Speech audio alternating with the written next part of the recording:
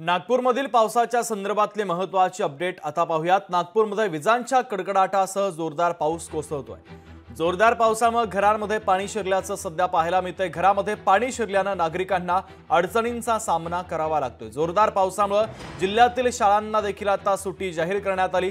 सखल भागामध्ये सध्या पाणी शिरल्याचं चित्र सध्या पाहायला मिळतंय। तर ही दृश्य देखील आपण पाहतोय। रेल्वे ट्रॅकवर देखील पाणी साचलंय, त्यामुळे रेल्वे वाहतूक मंदावलेली आहे। सखल भागात पाणी भरलंय, तर अनेक घरांमध्ये पाणी शिरल्यानं जनजीवन विस्कळीत होण्याच्या मार्गावर आहे। थेट जाऊयात नागपूरमधील पावसाच्या संदर्भातले अपडेट जाणून घेण्यासाठी ज्ञानेश्वर पवार आपले प्रतिनिधी आपल्याशी जोडले जात आहेत। ज्ञानेश्वर, काल रात्रीपासून नागपूरमध्ये मुसळधार पाऊस कोसळतोय। रेल्वे ट्रॅकवर पाणी आल्याचं पाहायला मिळतं। रस्ते देखील पाण्याखाली गेलेले आहेत। अनेक घरांमध्ये पावसाचं पाणी शिरलंय, त्यामुळे जनजीवन विस्कळीत होण्याच्या मार्गावर आहे।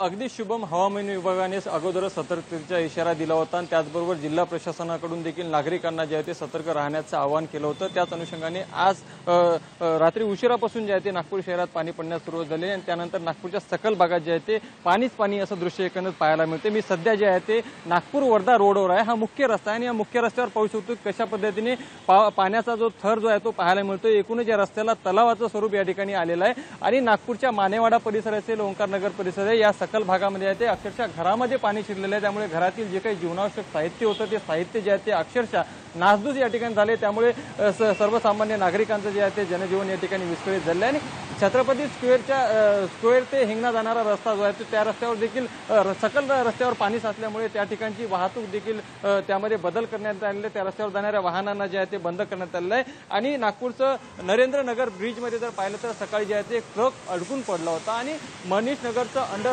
पासमध्ये जे आहे ते आता सध्या स्थितीमध्ये जर पाहिलं तर 5 ते 6 फूट एवढं पाणी जे आहे ते भरलं गेलेलं आहे आणि त्याचबरोबर रेल्वे स्टेशनला देखील रुळावरती पाणी आल्याचं चित्र एकूणच पाहायला मिळते। त्यामुळे नक्कीच नागपूरमध्ये जे आहे ते जलमय वातावरण सध्याला एकूणच पाहायला मिळेल। सगळीकडे सकल भागामध्ये ते पाणी साचल्यामुळे सर्वसामान्यांना आता जनजीवन जे आहे ते विस्कळीत होताना या ठिकाणी दिसून येत आहे। शुभम, ज्ञानेश्वर, नागपुरातील पावसाच्या संदर्भातले महत्त्वाचे अपडेट तुम्ही पोहोचवलेले आहेत, तुर्तास धन्यवाद।